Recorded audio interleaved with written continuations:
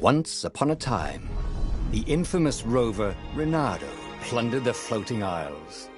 Then his mother called him to her deathbed. "Swear to me that you won't die on the gallows," she rasped.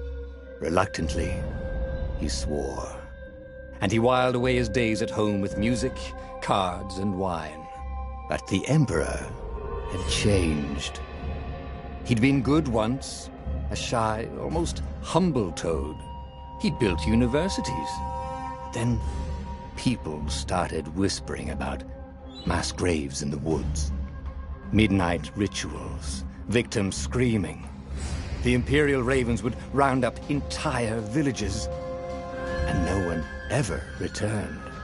The Ravens had come to Ubar scouting for ancient books said to be of great power. But the librarians had hidden the books, so they'd burnt the librarians. The citizens, outraged, had driven them off. The Ravens had come back with dropships. The kid had fled with one of those books. He was brave and dumb and wanted to join the rebellion. And Reynardo had promised his mother he'd protect him.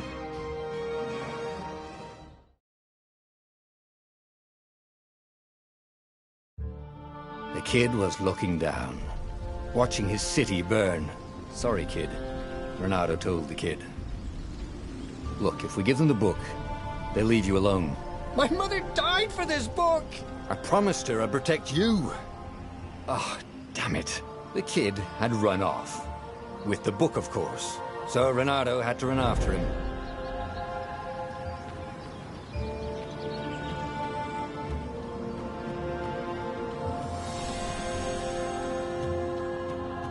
The two Ravens were staring at the kid like he was their dinner, which probably was what was in their tiny brains.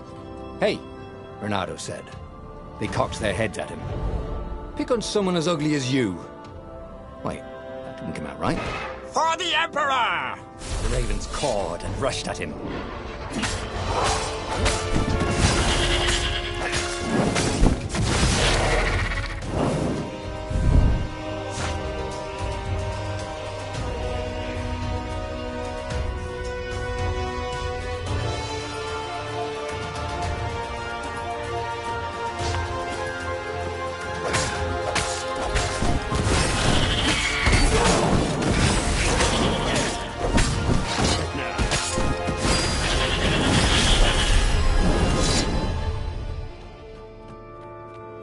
A dropship flew overhead. He hoped they hadn't noticed him. The kid.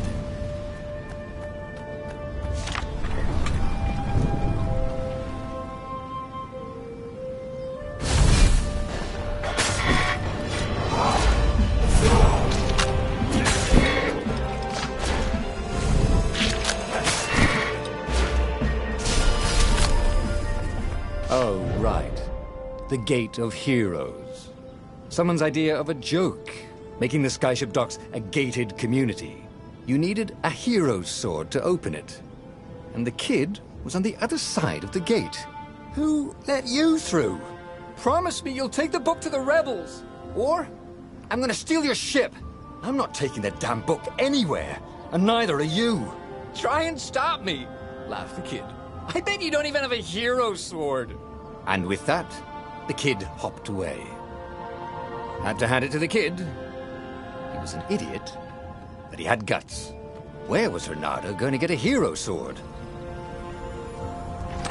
Ore and wind essence? That sounds about right. I'll need a word. Perfect.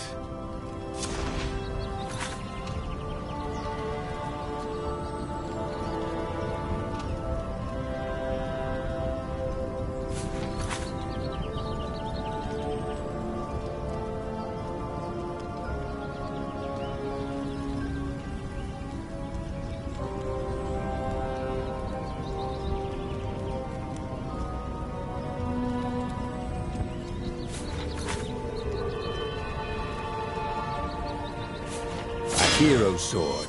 QED.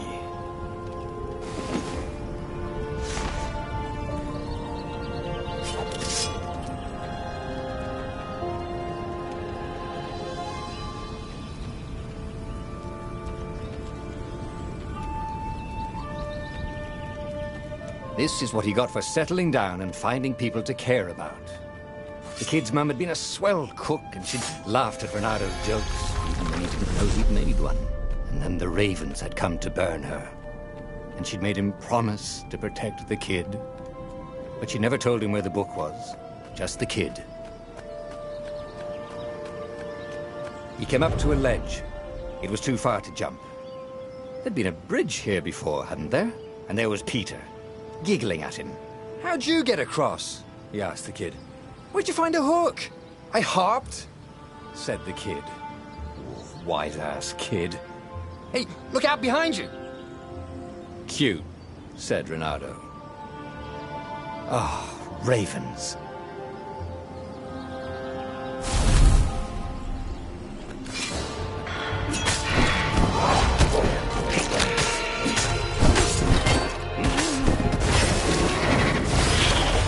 It was time to talk some sense into the kid. Just hook his way across the ledge and chase the kid down. Thing was, he hadn't used his hook since he'd retired. How had he done it? Maybe if he meditated at that altar there, he'd remember his old skills.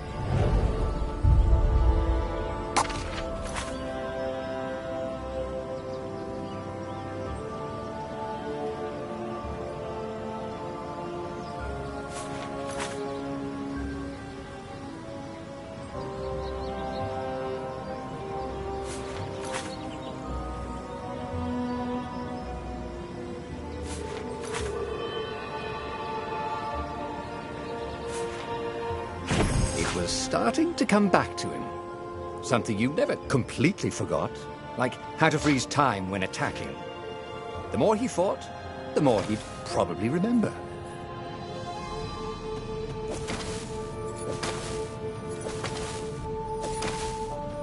And there was the Farfarer. She was the fastest ship he'd ever known. She could do the Kestra run in 12 furlongs. Oh, so the salesman had told him. And something told him the kid was about to walk into an ambush. "Stop!" he shouted. "I'm not giving you the book!" shouted the kid, and took off. "No! Peter!" But the kid ran for it, and a goggler nailed him with its eye-beam.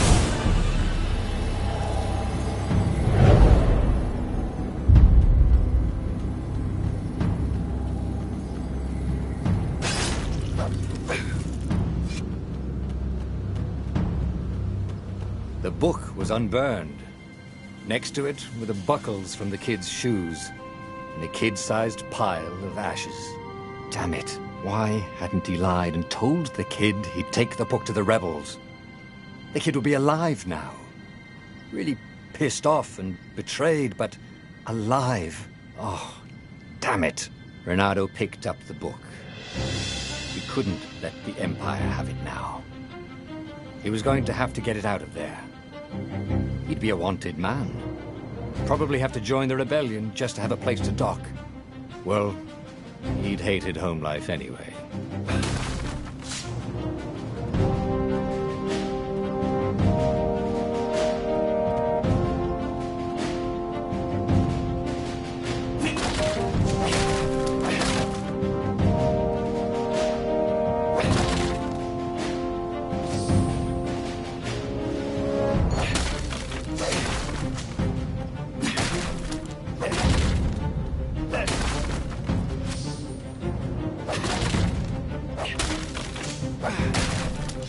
What was the big deal about this book, anyway?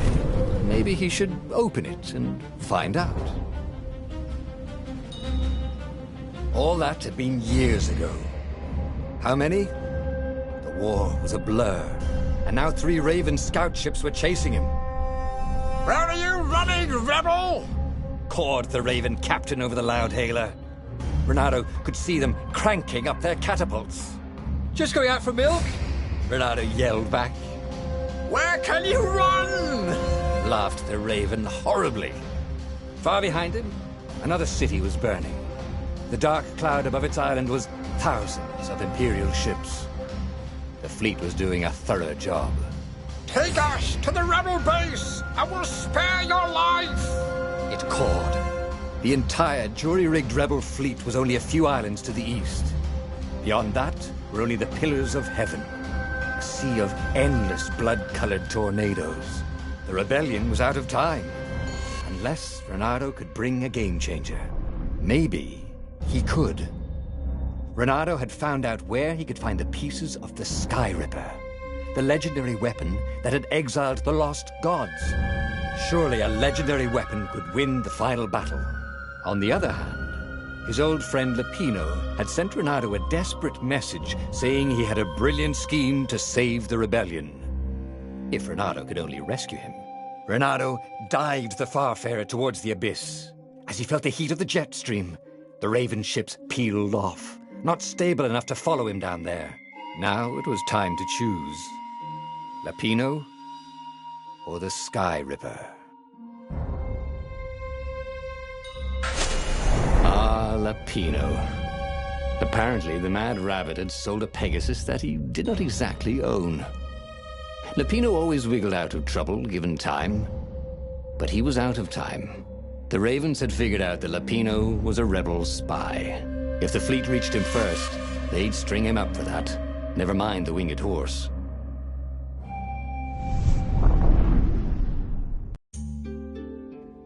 Lapino had apparently managed to confuse the judge by arguing that he hadn't actually stolen a winged horse. He'd only sold it. But wait, where was the prison? The village was empty. Had everybody fled the Ravens?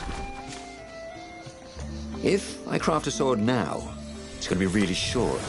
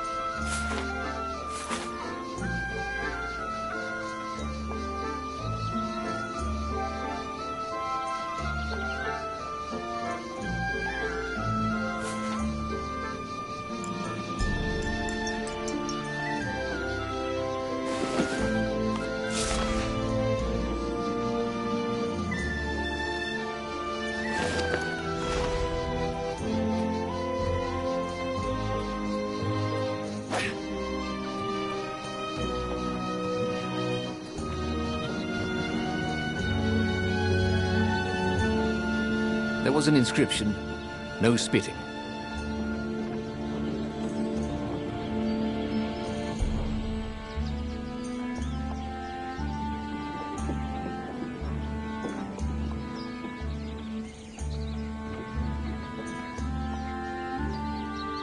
The Ravens had taken the town. Reynardo had seen villages emptied like this.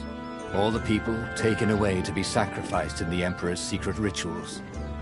Reynardo hoped the people were just hiding. Reynardo's blood was up. He just needed to smash something.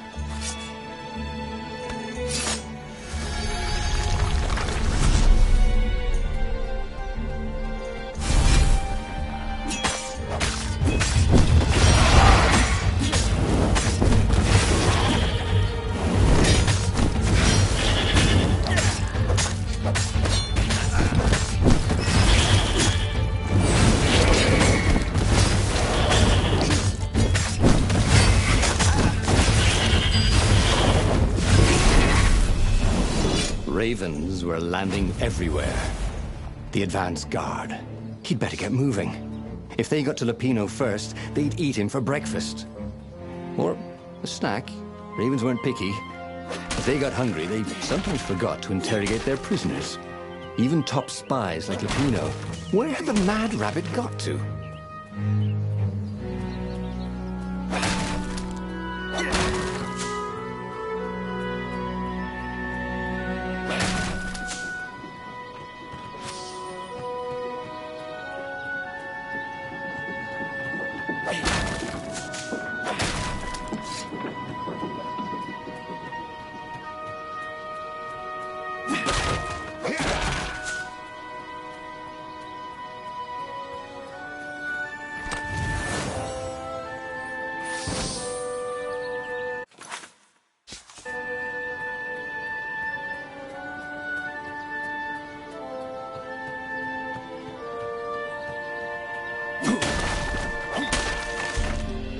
Renato felt like he was ready to learn new things.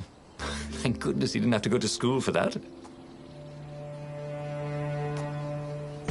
It was starting to come back to him. Something you never completely forgot, like how to freeze time when attacking. The more he fought, the more he'd probably remember.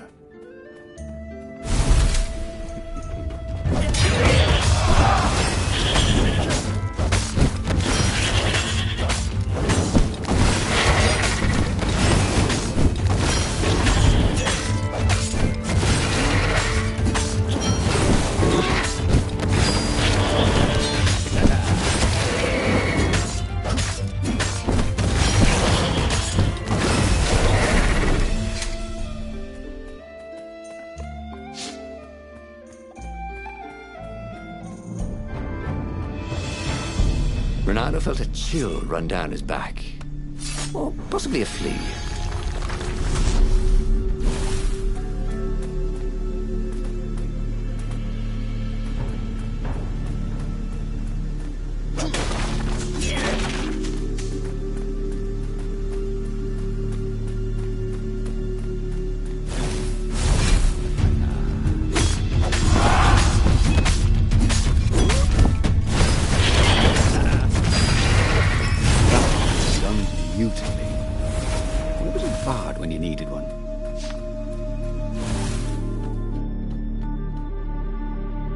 Dirty and bloody, Renato finally reached Lapino. The rabbit was practicing his shuffle. Renato recognized the cards. It was Lapino's favorite deck. Oh, I thought you were in danger. I am. The ravens are coming. Oh, the prison thing. Right, yeah, we see this guard owed me 53 ducats, so we made a deal. They're very reasonable people, actually, for weasels. Now, I got a brilliant plan to kidnap Zenobia. We capture Zenobia, we find out what she knows, and that's the whole war right there. Easy peasy, lemon squeezy. Capture the Emperor's greatest general, who also happened to be a deadly sorcerer and, oh, his only daughter? That would be worth it. On the other hand, he could still get to the core of the Sky Ripper, even if he couldn't get the whole thing. It must have great power.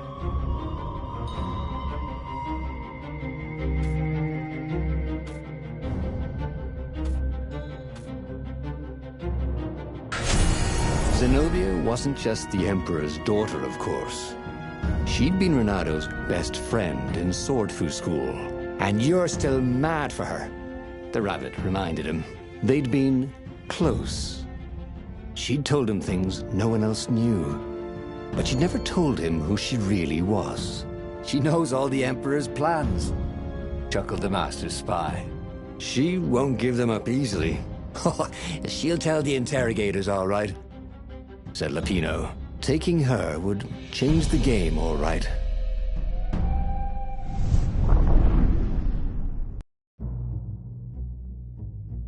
The city was already under Zenobia's control. I had to admire her efficiency. Renato shivered at the thought of Zenobia at the mercy of the interrogators. Could he really turn her over to them? But this was war. It wasn't meant to be pretty.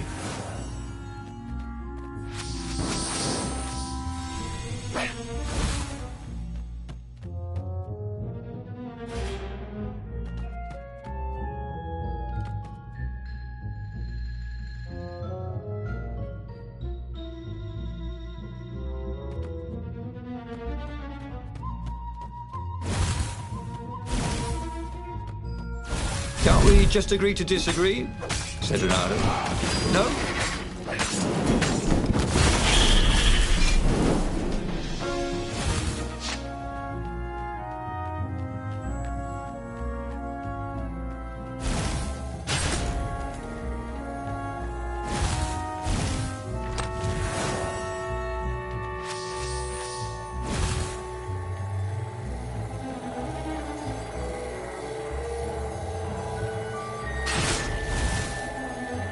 Boy, if looks could kill.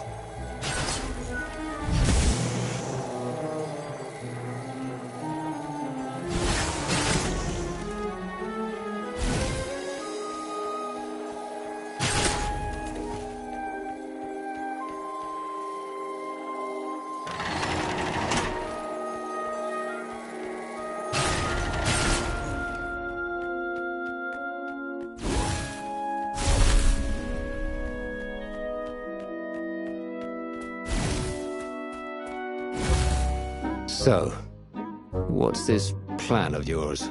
Use me as bait. Said Lupino, and he outlined a slightly complicated plan that involved geese, a net, setting the Farfarer A little bit on fire. Lupino dressing as an old blind toad, and Reynardo hiding inside a monstrous watermelon. What could possibly go wrong? Thought Reynardo.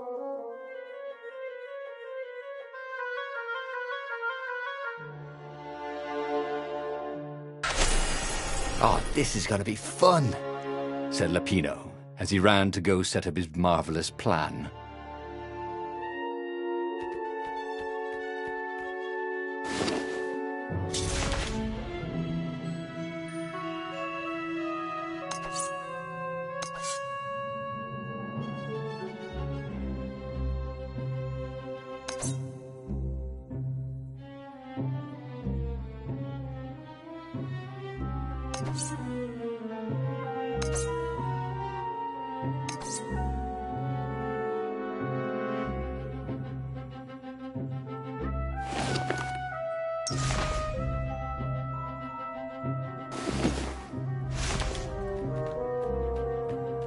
Sometimes, Reynardo really hated inanimate objects.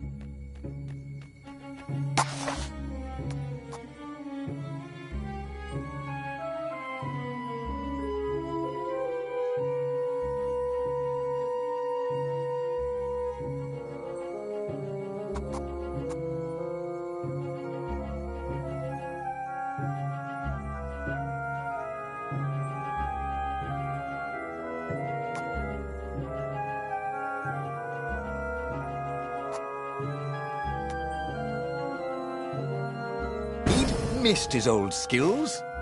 He welcomed them back like he was at a reunion.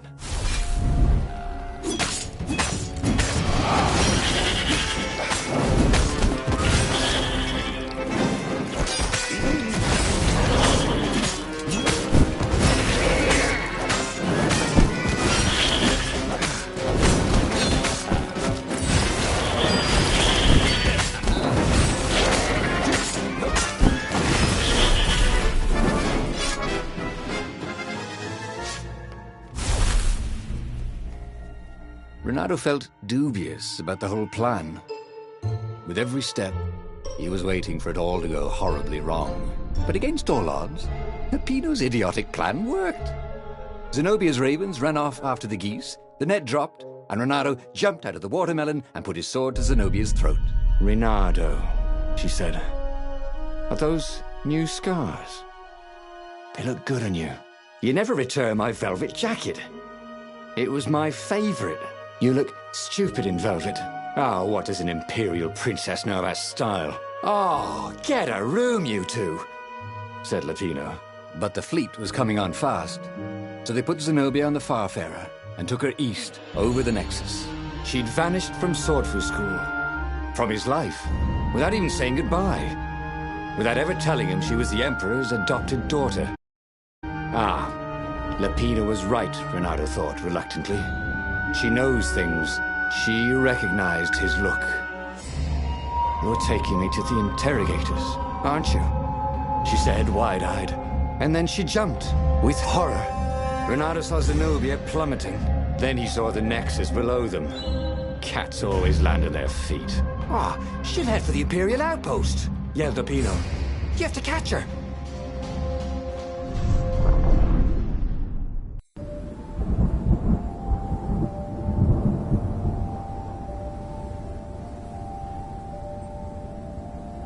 Cats can run faster, but foxes can run longer. If he ran, he could head her off before she reached her minions at the outpost. Well, he did love a good chase.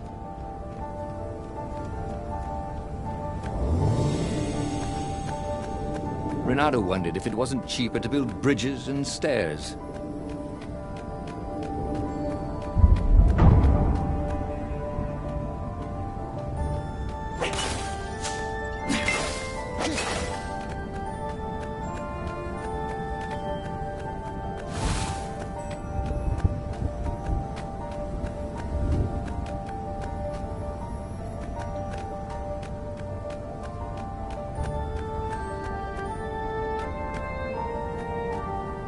Who needed bridges anyway?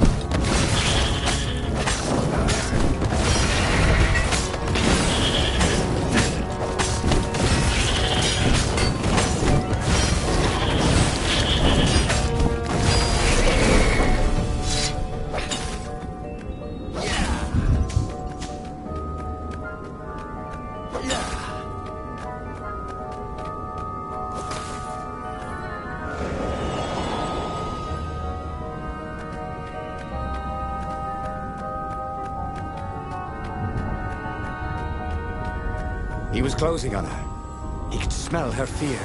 He tried not to think about the interrogators at the secret base. What did they do to her? Maybe it didn't have to end that way. Maybe he could talk to her. But, after all, there were worse things the Imperials had done to friends of his. Have you ever felt you were just going round in circles? Bernardo felt like that.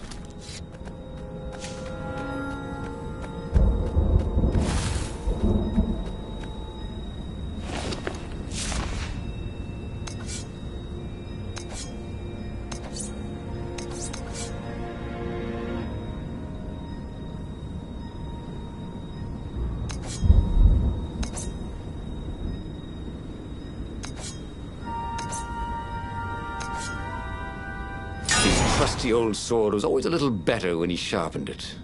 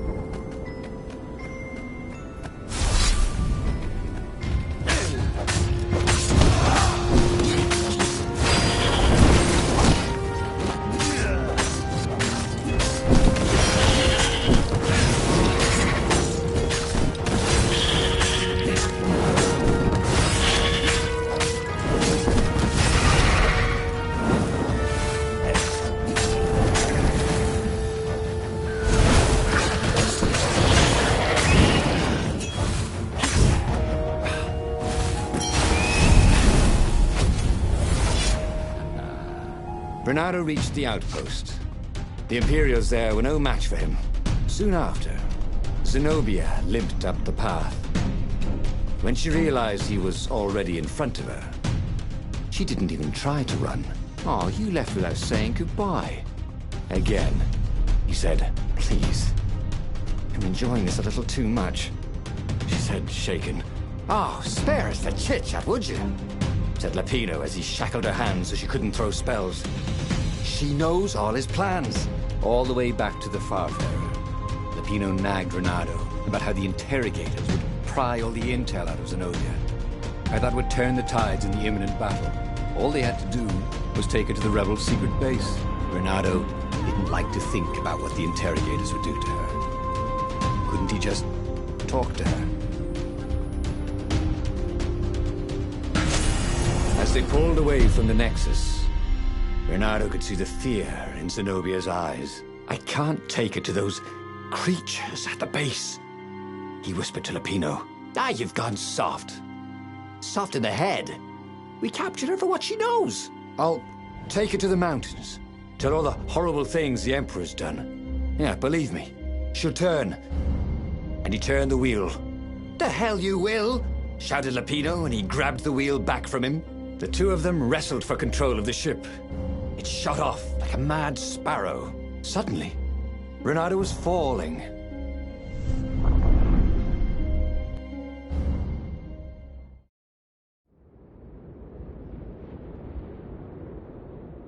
When he came to, Zenobia was standing over him. "Why didn't you take me to the base to be interrogated?" she demanded. "Do you know what's left of people they interrogate? This is some trick, isn't it? To make me fall for you again. Well, I won't. Oh, go on then. Scurry back to your ravens. I can't stop you." But strangely, she didn't. As Renato set off to find the Farfarer, she followed him, keeping just out of sight of the ravens.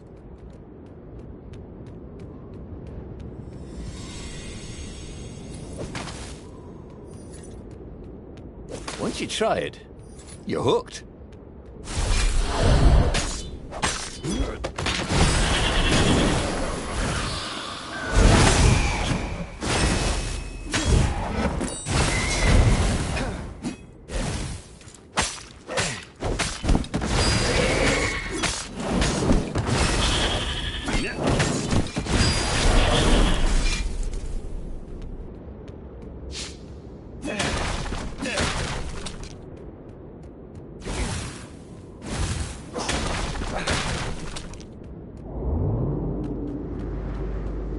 What did you do if one of these platforms stalled?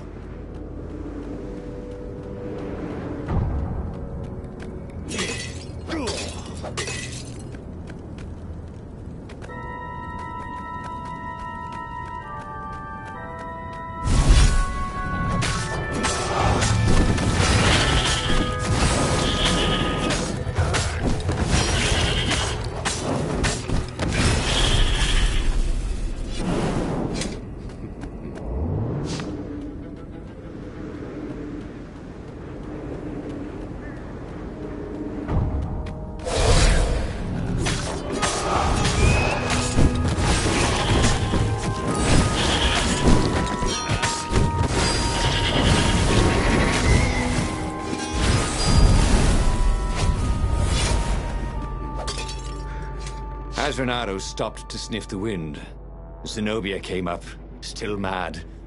"Did you really think you'd just talk me into betraying my father?" "Oh yeah, sure, that was exactly my plan." "Then why aren't you even talking to me?" "Because I've never talked you into anything in my life. They're gonna court-martial you for letting me go."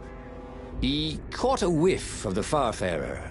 Wet rope, tar, and a cask of Scobel ale he'd spilt last year. It was that way.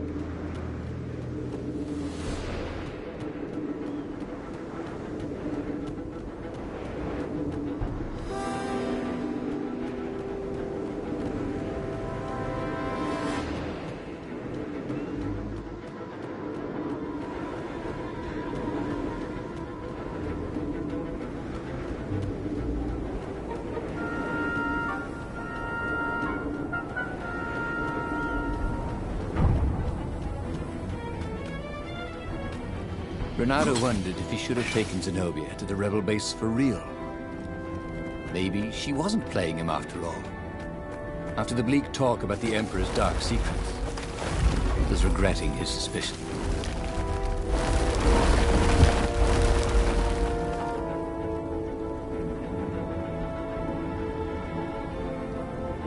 Sure enough, the Farfarer had crashed in some rocks. There was no sign of Lupino. Zenobia caught up.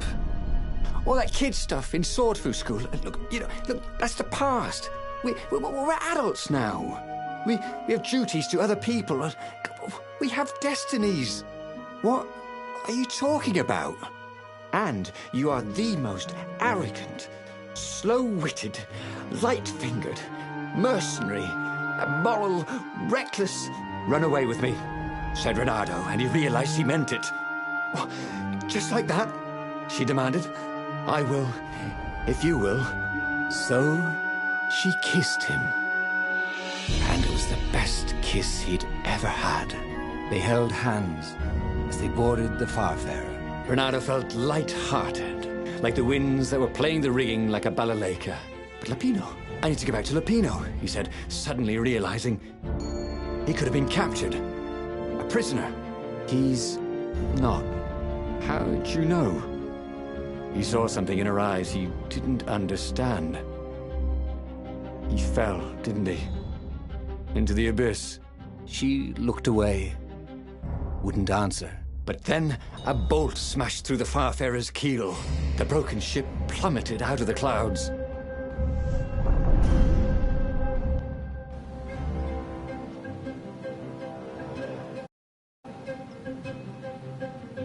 Renato picked himself off the deck. They were alive. We have to get to my private ship, she said. Do you trust me? I guess I must, he said. You go on ahead. Clear the path, she said. I can't kill my own soldiers. He wanted to say that he didn't trust her, that he had no idea what he was getting into. But he had no choice, did he? He was following his heart. That's what it means to be a hero. You had to follow your heart.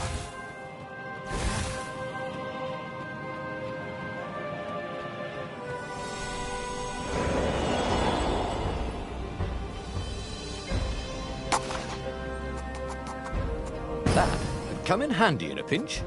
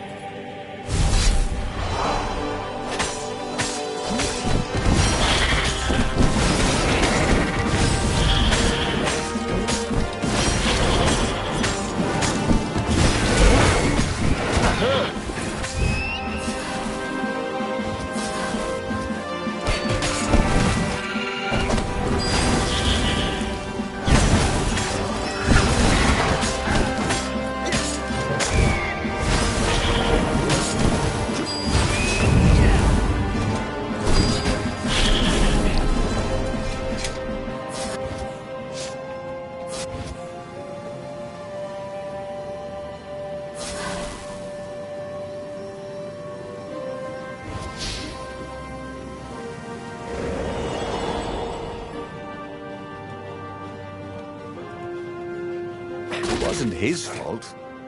They looked so breakable.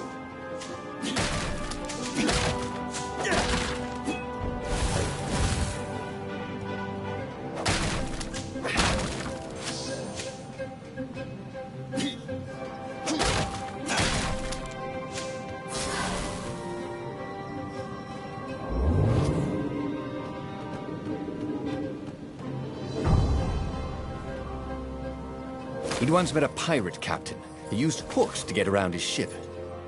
Oh, what was his name again?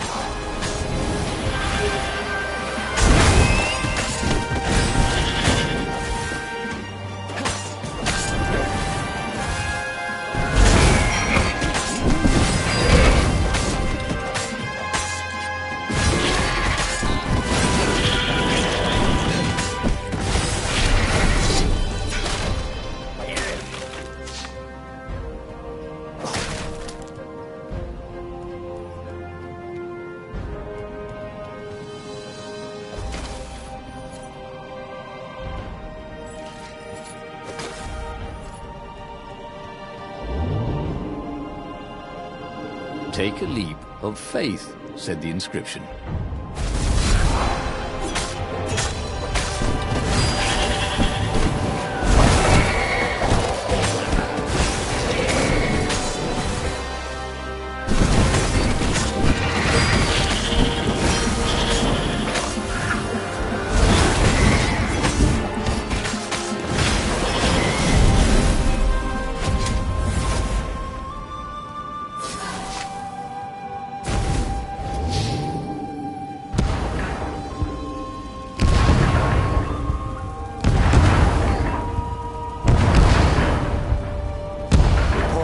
To catch their breath.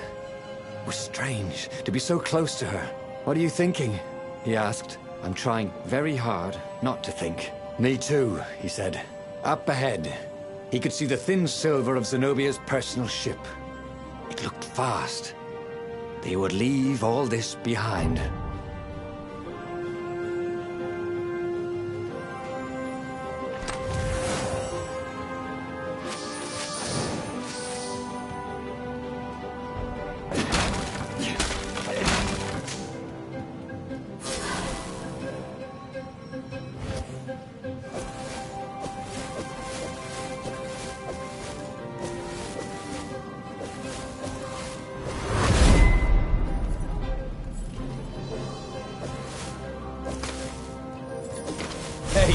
Do old ravens go grey? You know what? Don't worry about it.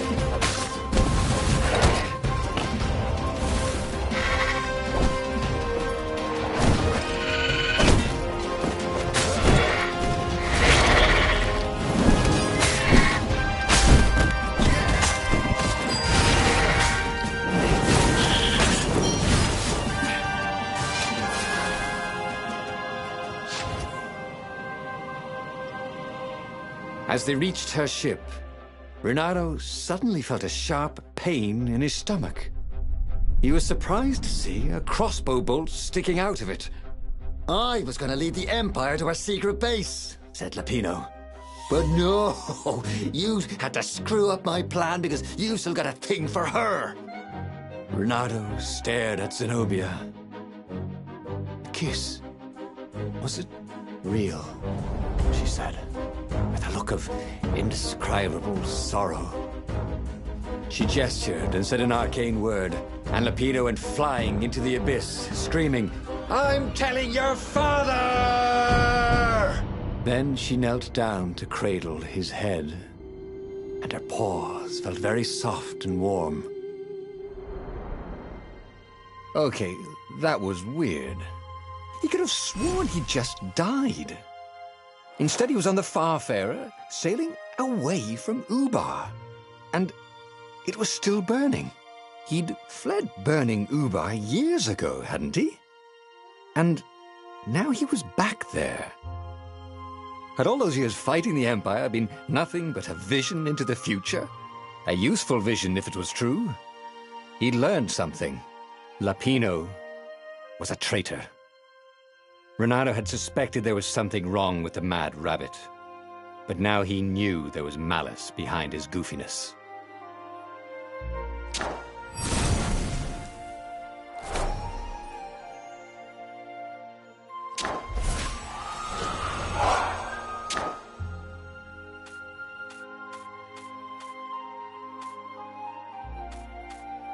He'd made bad choices. But now, when the real battle came, he wouldn't make those choices. He wouldn't make the same mistake twice. The book's pages began to flip backwards, towards the beginning. And he realized that his adventure was just beginning. The clouds parted over the Isles of Boreas. It was time to choose. The rebellion was in trouble. Ravens were scouting for the secret rebel base. They needed a game-changer. Pieces of the Sky Ripper had surfaced. Or so a scholar in the mountains had told him. Surely the weapon that banished the lost gods could defeat the Emperor. Also, a temple had risen out of empty desert. The Emperor had brought the Sky Ripper pieces up out of ancient burial by his obscene rituals. Could this be where the Iblis stone was hidden? Someone better get it before he does, thought Renato. And also, his old friend Lapino needed rescuing. Of course, Renato had a pretty strong suspicion that Lapino had betrayed the rebellion. But could Renato really leave an old friend to the Ravens? Ah, Lapino. Apparently, the Mad Rabbit had sold a Pegasus that he did not exactly own. Lapino always wiggled out of trouble, given time. But he was out of time. Lapino's frantic message said that the Ravens were going to kill him for being a rebel spy. And that he had a clever plan. If the fleet reached him first, they'd string him up for that. Never mind the winged horse. Or so Lapino had told him over the far speaker anyway.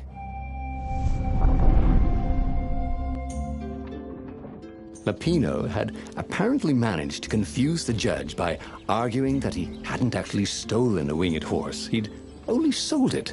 But wait, where was the prison? The village was empty.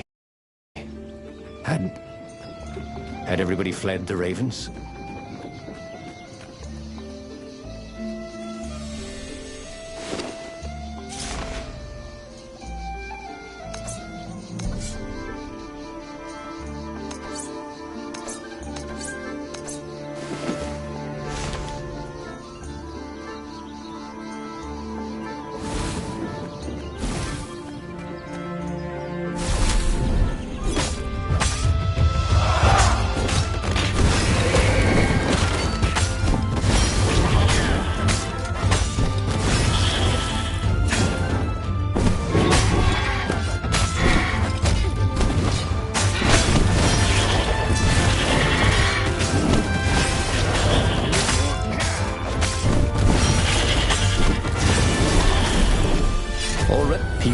Frightened these days. Just 2 weeks past, Renato had sneaked through an empty town and listened to the Ravens call about the Emperor's new taste in ritual sacrifice.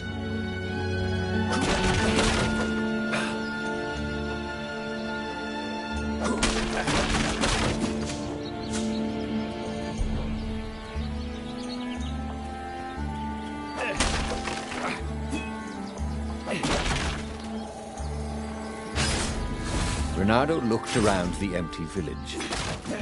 How had he ever imagined Lapino was anything but a traitor? Any honest rabbit would have fled with the villagers.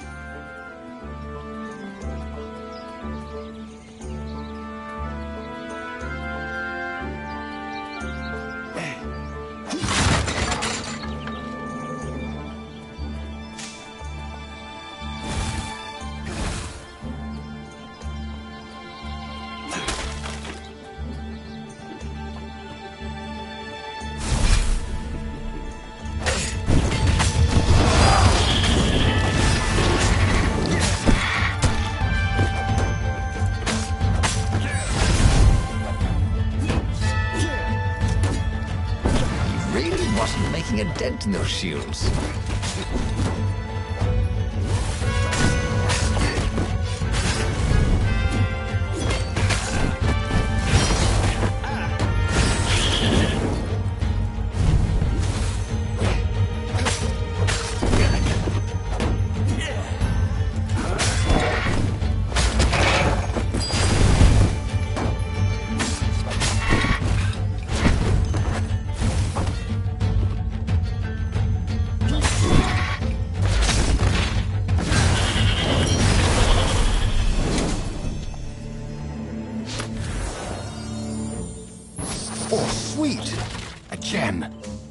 All he needed now was a workbench, and he could slot it into his gauntlet.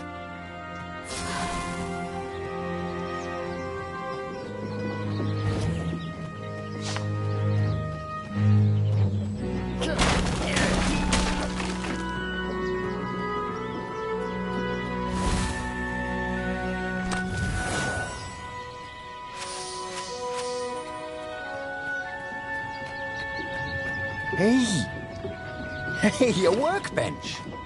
He could try out his new bling.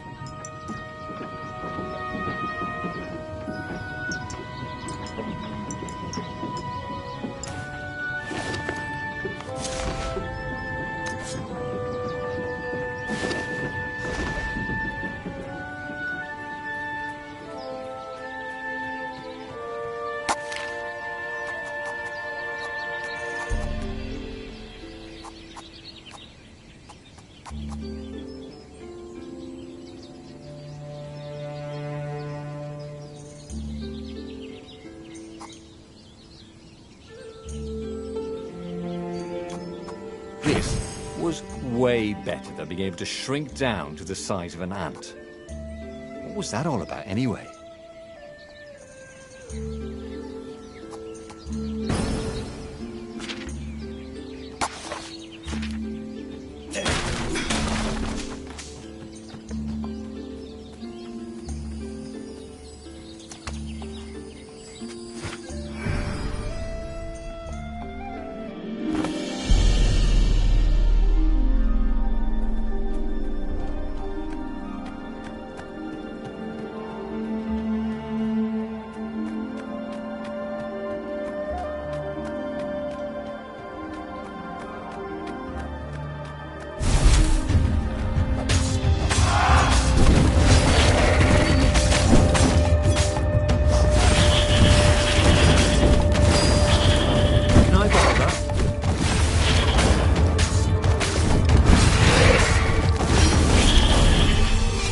Ravens were landing everywhere. The advance guard. He'd better get moving. If they got to Lupino first, they'd eat him for breakfast. Or a snack. Ravens weren't picky. If they got hungry, they sometimes forgot to interrogate their prisoners. Even top spies like Lupino. Well, unless he really was a traitor. Obviously. Then they'd probably pin a medal on his chest.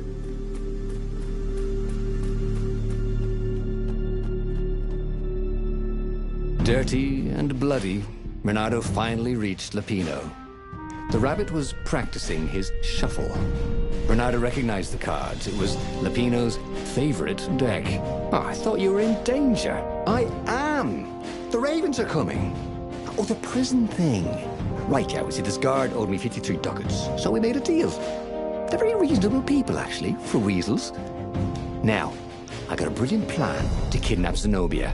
We capture Zenobia, we find out what she knows, and that's the whole war right there. Easy peasy, lemon squeezy. Capture the Emperor's greatest general, who also happened to be a deadly sorcerer and, oh, his only daughter? That would be worth it. On the other hand, he could still get to the core of the Sky Ripper, even if he couldn't get the whole thing. It must have great power.